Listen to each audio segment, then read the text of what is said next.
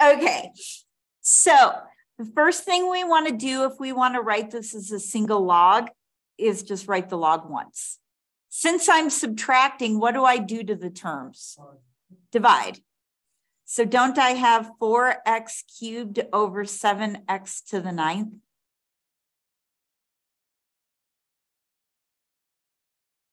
You with me there? Okay. Well, I can clean up inside a little bit. The 4 and the 7 I'm kind of stuck with. But x cubed over x to the 9th, what does that become? 4 nothing and 7x. Okay, so let's just ignore the numbers. Do you agree what we're doing is we're simplifying x cubed over x to the 9th? Right. When you divide two things with the same base, don't you subtract your exponents? Yep. And since I have an x to the negative 6th, if I want them positive, don't I need to put them in my denominator?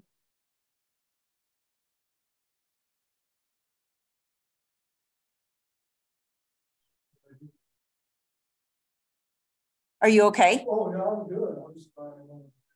I'm glad you know what you did wrong too. And you can always email me asking me these questions too, but I'm super happy to do them in class.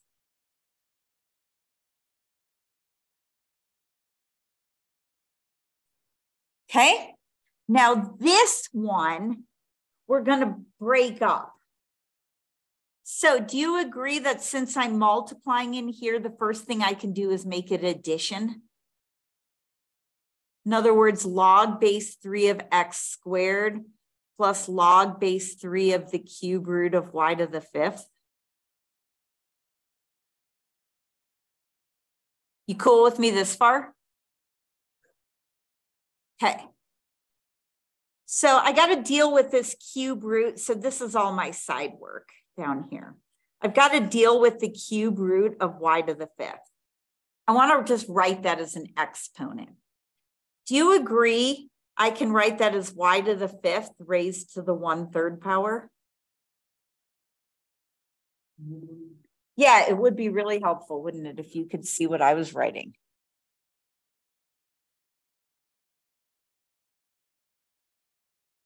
Do you see how I went from here to here? Right.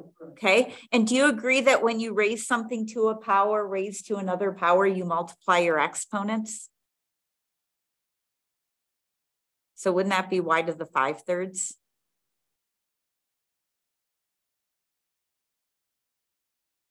So now I have log base 3 of x squared plus log base 3 of y to the 5/3 power. My last step is to bring my exponents down in front.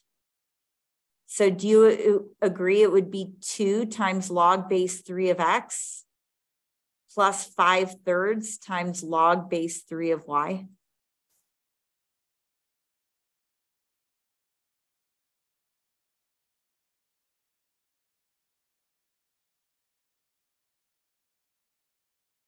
How's that? Good. Is that the final answer? Yeah, and they just want you to, and they just want you to enter, I think, the 2 and the 5/3, if memory serves.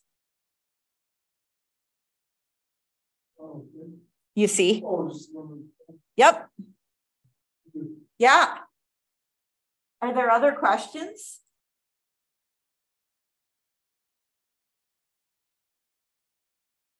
Well, the next thing that I want to do is I want to share my screen, because not only did I get to plant garlic, do firewood, grade tests, and ski, but I also had the opportunity to make a test 2 review sheet and solutions.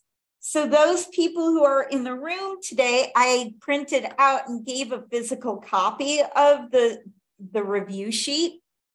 Not the solutions, but you can get it here on Moodle or you can get it on Wednesday if and when you come to class. Okay, but remember your next test is a week from today. So like totally Thank you. Yes, my pleasure. You asked and I listened. Now, the other thing that you want to do to prepare for your test number 2 is also look at that quiz you took over chapter 2. We'll talk more about the test when, God, it has to be on Wednesday, really. We don't have school Friday. Pretty nuts. Okay. But I'll talk about the test on Wednesday. I did get it written, but I first wanted to get the review sheet printed out and off to all of you. Okay. All righty. So we were talking last time about the doubling time and the half-life and all of that fun stuff. I have another example or two that I would like to go through today. Okay. Now I'm picking examples that are intentionally similar to your online homework, just so that you can rock and roll through those. Okay. So what if I tell you that the count of bacteria in a culture was 800, I believe that's what I wanted. 4.6. Oh yeah, this is the last section we're going to be covering.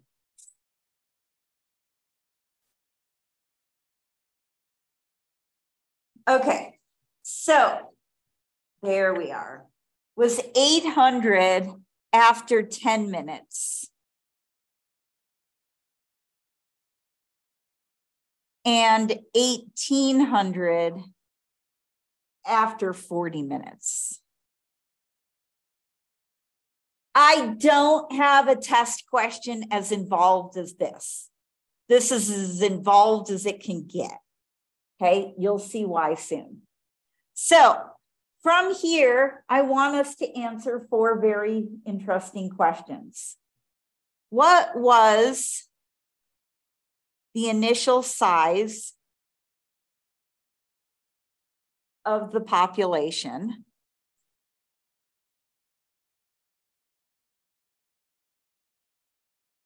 Find the doubling time.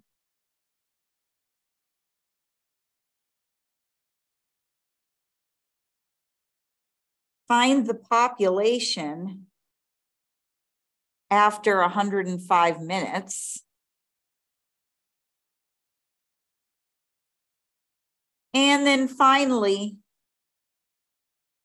when will the population reach 11,000?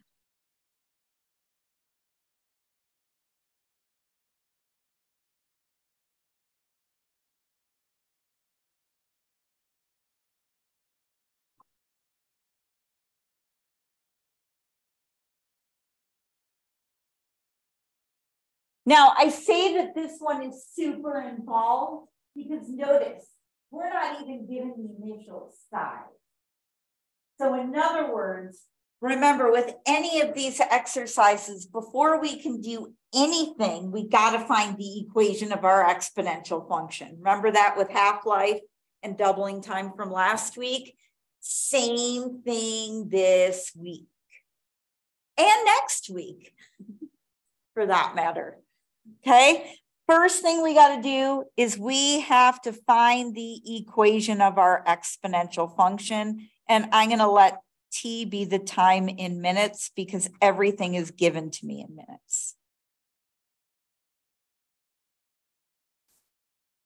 Well, I claim we may not be given a heck of a lot, but we sure have been given 2 ordered pairs. What's one of my ordered pairs? 10, 800. And what's the other ordered pair? 40, 1800. I sure missed your enthusiasm on Friday. I didn't even get you to say it through Zoom. Oh, you could have texted me that or messaged it. All right. Well, given two ordered pairs, can we find the equation of our exponential function? Yeah, it's a lot of work, but it's okay. You won't have to do this much work on the test, I promise. Do you agree when we're given two ordered pairs and neither one of them are our initial value, we got to plug them in? So we have 800 is AB to the 10th and 800 is AB to the 40th. Now, at least the nice thing here is there's no negative exponents flying in our face.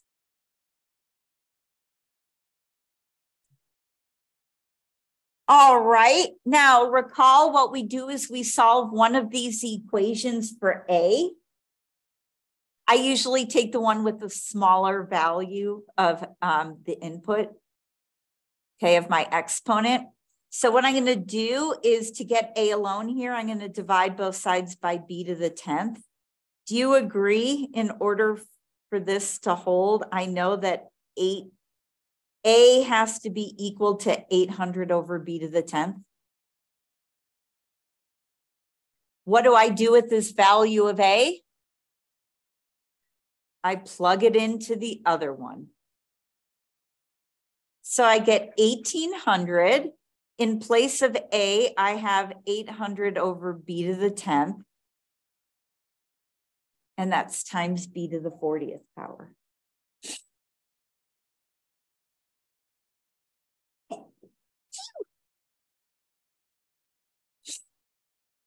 Well, what's so fun about this? Like I'm asking the same question. We got an 800. What is B to the 40th over B to the 10th? Be careful when you're dividing two things. You subtract, so we get 800 B to the 30th, right? Because we're multiplying here. So you multiply your numerators, multiply your denominators. Properties of exponents. What's your question? Okay, do you see how I did this? Okay, so I have 800 over B to the 10th times B to the 40th. You cool with that? Okay, well, do you agree? You could say, well, that's 800 B to the 40th over B to the 10th. When you divide two things with the same base, you can subtract your exponents. Thank you for being so expressive. Kiki and Finn, if you run into questions, just yell out. All right, we want to solve for B. What's my first step to solve for B? Divide both sides by 800. So then I have 1800 over 800 is B to the 30th power. How do I get B?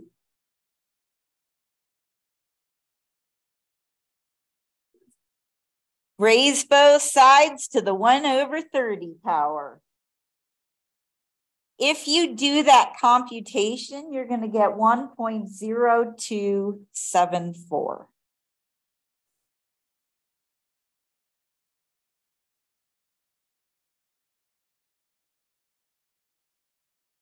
Okay, one step away, we got to find the value of A. Don't we have A is 800 over B to the 10th? So what I can do is plug in this value of B.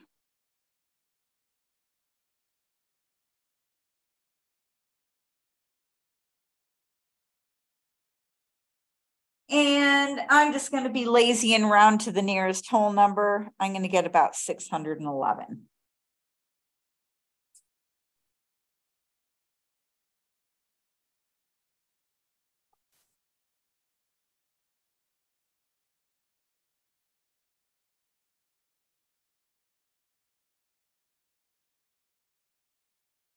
You good so far? I'm wondering if I'm putting this in my calculator wrong.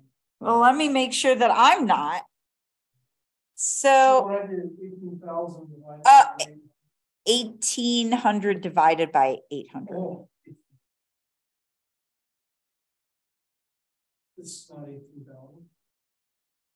1,800. Well, there you go. That's why. Okay. Thank you. Yeah. Oh my gosh. Why is it not? I was obviously putting it in.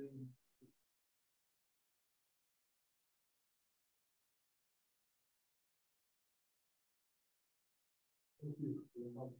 Yeah. I wonder why this isn't working.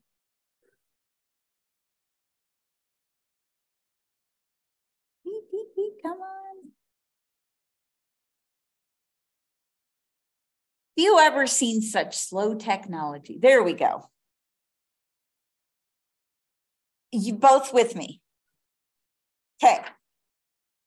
So notice we haven't even answered any of these 4 questions yet. We just found the equation. But now we can. Okay. What is my answer to part A? What is the initial size of the population? There's 611 bacteria. Questions on where I got that from? Cool. Okay, now part B. What we want to do is find the doubling time. Ooh, what does doubling time mean? Don't we want to find the time it takes for twice the initial amount to be present? Now, it doesn't really matter what the initial amount is, but we can plug that in since we are given an initial amount. If you double 611, you're going to get 1222.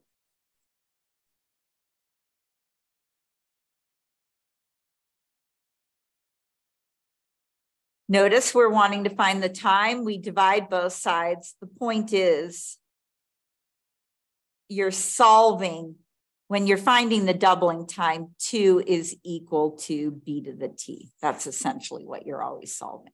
Just like we saw with the half-life, you're always solving 1/2 is b to the t. How do I find t? Take the natural log of both sides. What's the beautiful thing about taking the log of both sides? Bring your exponent down in front. And now we can solve for t by dividing by the natural log of that base.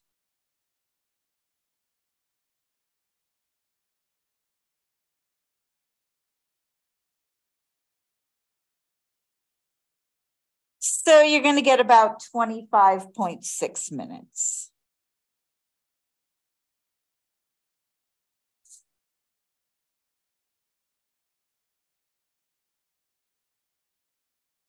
Let me know when you got this down.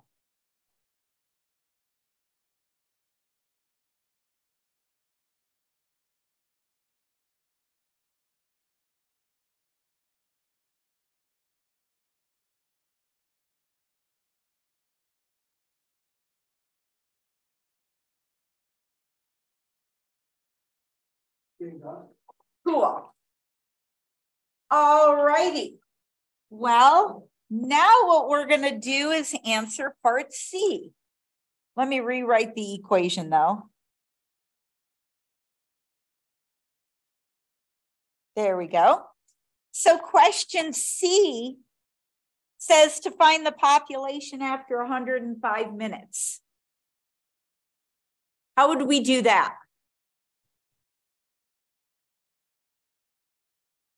Good job. What you do is you plug 105 in for the exponent. Right? You want to find the population after 105 minutes. So we're given our t. Celebrate questions like this. And if you do this computation, you're going to get about 10,440 bacteria.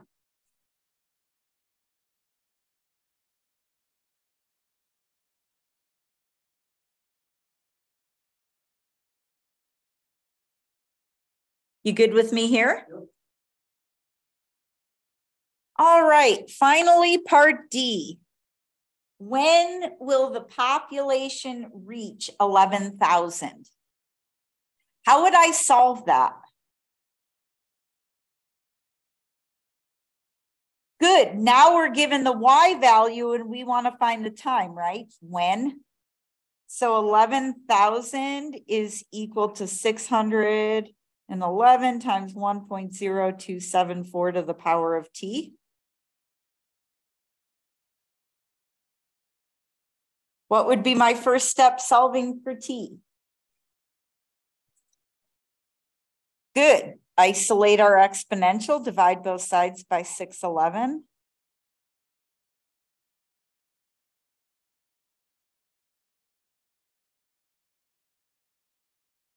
Now what? Take the natural log or the log log for that matter of both sides.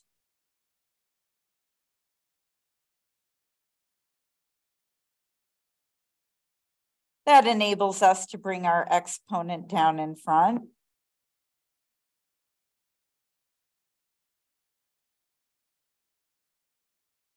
So do you agree that T is the natural log of 11,000 over 611 divided by the natural log of 1.0274? I didn't say it was cute, but that's about 107 minutes.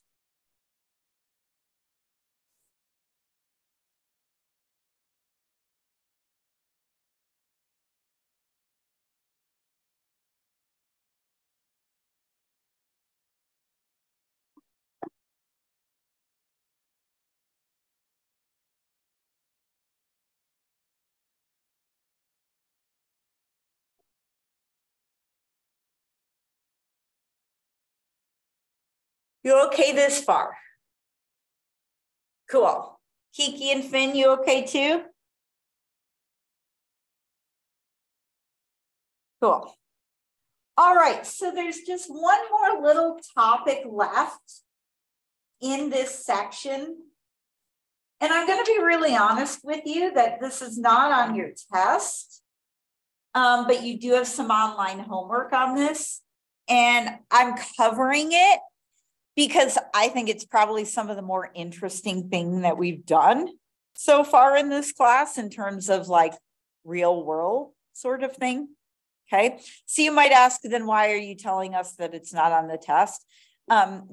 Because it's good to know and I want to help you, right? Okay, you will have a word problem from this section, but okay. I really like this application a lot. What we're going to do is we're going to talk about Newton's law of heating and cooling. So I don't know if I'll be able to finish up all my examples of this today, but if not, I'll do it first thing on Wednesday, and then we'll have the rest of Wednesday for me to answer questions, talk about the test. So if you have time to work on this test review that I've posted, it would be a good time to ask questions, although I did post the solutions already as well. Now, the test is not exactly that, but that, along with what we've done in class, really gets you in the right mindset. And remember, you're allowed a sheet of paper with notes for the test, as always. All right, so the deal is this. You know, you take something out of the oven. It's really hot, one would presume, assuming you had the oven turned on, right? And you put it out at room temperature and it starts to cool, right? And initially it cools really quickly and then it tapers off and over time will approach room temperature. In a similar manner, you take something cold out of the fridge and you put it in a room. Well, it's going to heat up and then at a certain point, it's going to just level off and get to room temperature. Okay, so things tend to room temperature, but essentially when hot, and I'm just going to put cold in parentheses just to minimize the amount of writing. When hot objects are left out, they initially cool. And for the cold, I'm going to say heat quickly. And then level off to the surrounding air temperature.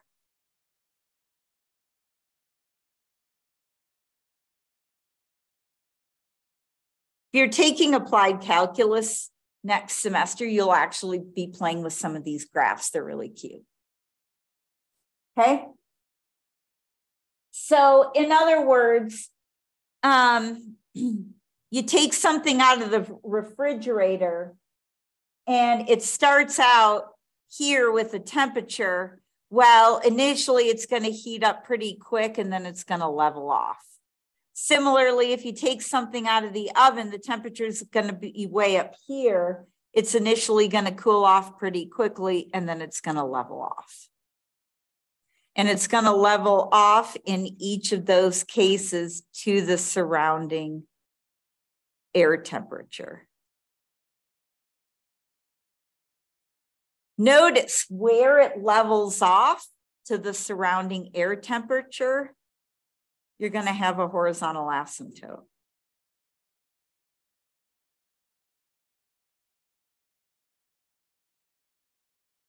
So what we're given by Newton's law of heating and cooling is that the temperature of some object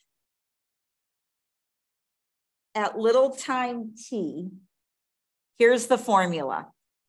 A e to the kt plus the temperature of the surrounding air.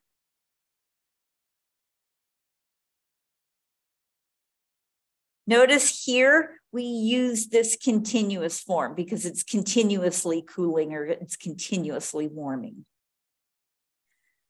When we're dealing with things heating, our K is going to be greater than 0. And when we're dealing with things cooling, we're going to have a decreasing function. So our K is going to be negative.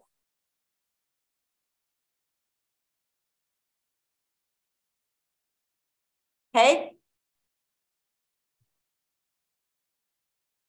Now, you may or may not recall, but when we were playing around with exponential functions and we had this, wasn't C our horizontal asymptote?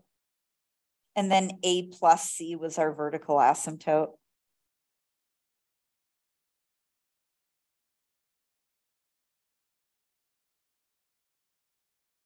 Vertical intercept, excuse me.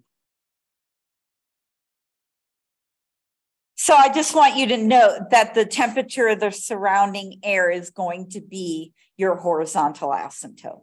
This is the equation you want to keep in mind. Okay.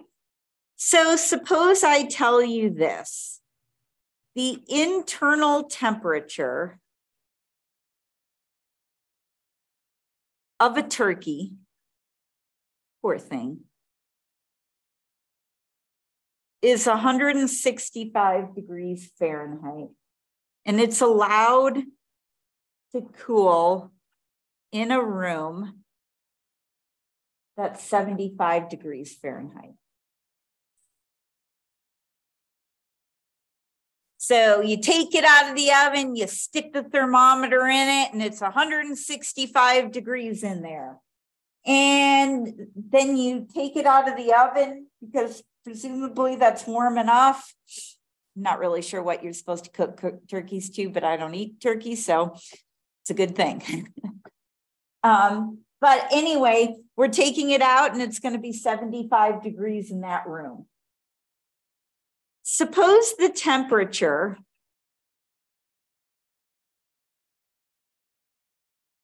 of the turkey is 145 degrees Fahrenheit after 30 minutes. I want us to find the temperature after 50 minutes. And then I want to know how long will it take to cool to 110 degrees.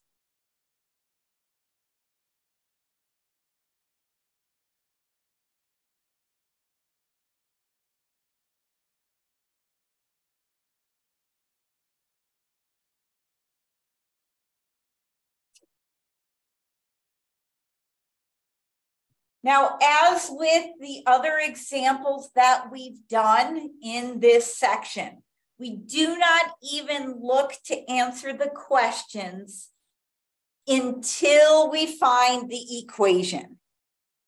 You dig? This is a very important thing to keep in mind in terms of knowing your horizontal asymptote and that A plus C was your vertical intercept. Okay, well, let's find the equation. Do you agree we know that the temperature at time 0 is 165? Do you agree that the room temp is 75? And finally, when little t is 30, big T is 145?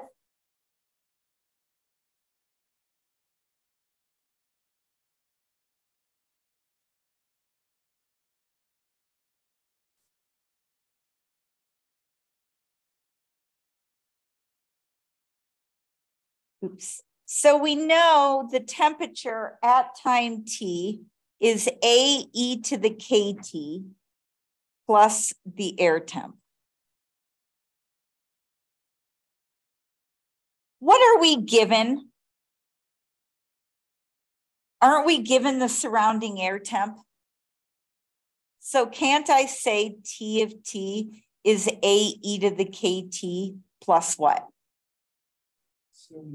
75.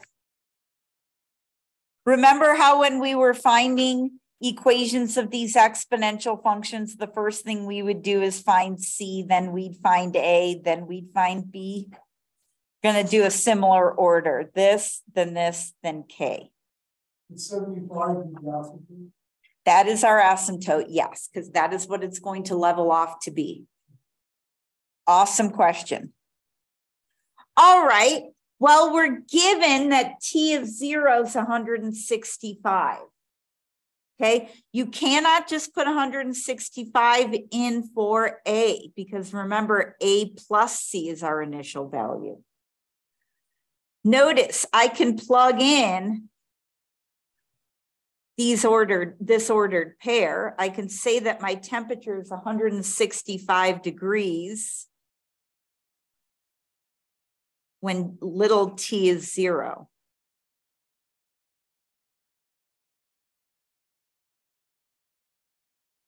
Well, do you agree if I plug in t equals 0, I have AE to the 0 power plus 75? What is anything raised to the 0 power? 1.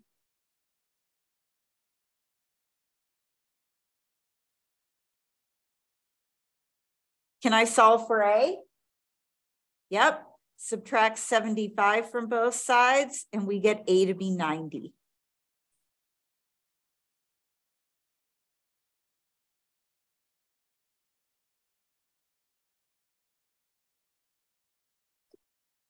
So notice the first thing we did is deal with this room temp.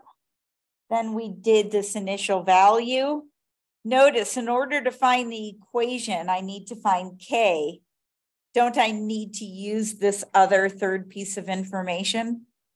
Remember how we would use that extra point to find our base? It's a similar thing here. But I'm going to say this is 145 when little t is 30.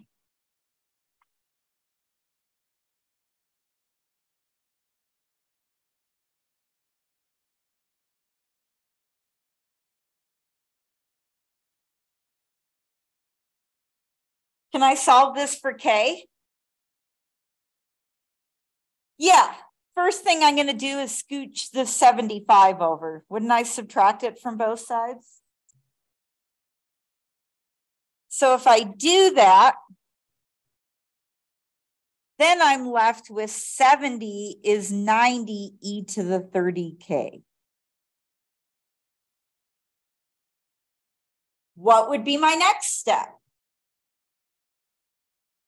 Divide both sides by 90. I'm just going to write that as 7/9. You can leave 70 over 90 if you want. Is e to the 30k. How do I get to my exponent? Totally natural log both sides. The reason why I say totally natural log is we have a base of e. Those are going to cancel and we're just going to be left with 30k. Oh, I wish that was my bank account. Stupid joke. Anyway, to get k alone, how do we solve? Divide both sides by 30.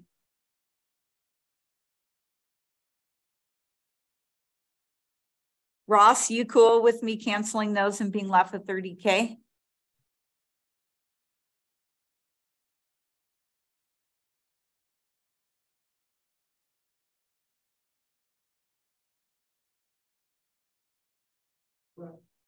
So there's our k value.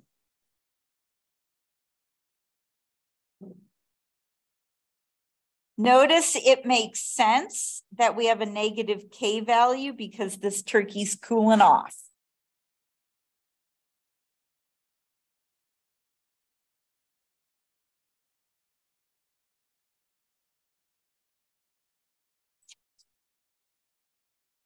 All right. So for part A, we wanted to find the temperature. Let me go back to it. For part A, we wanted to find the temperature after 50 minutes. Well, where do I plug in 50? For big T or little t? Little t, right? We want to find the big T temperature when little t is 50. So I'm going to compute T of 50.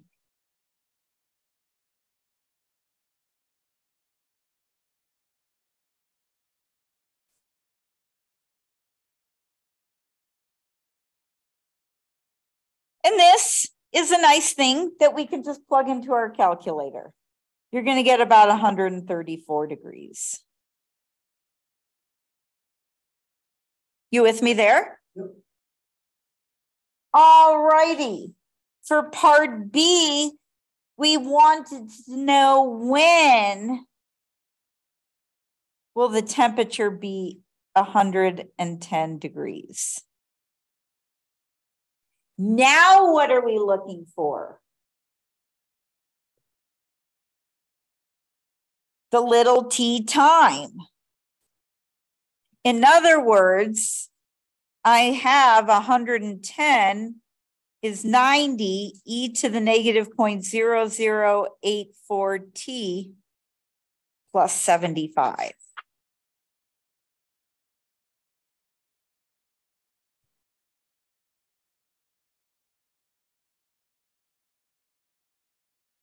Can I solve for t? Totally. First thing we'll do is subtract 75 from both sides.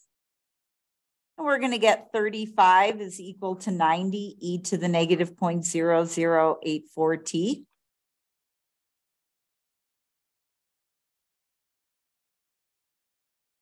What's my next step? Divide both sides by 90. So I have 35 over 90 is e to the negative 0.0084 t. Do you see how everything we've been doing in this chapter, we're just sort of assuming at this point? It's a lot. Okay, how do I get to t? Take the natural log of both sides.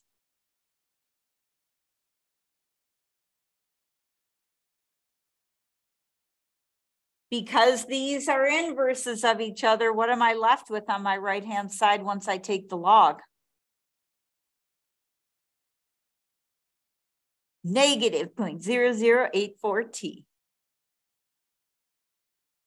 How do I get t all by its lonesome? Divide both sides by negative 0.0084.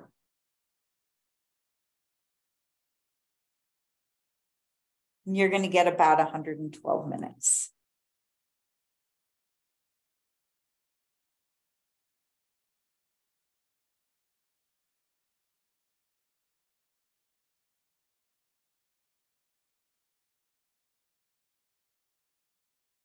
All right, so what I'm going to say, just closing class, are a few things. Okay. Let me make sure you got this down first. Know how to push buttons. Yeah, totally.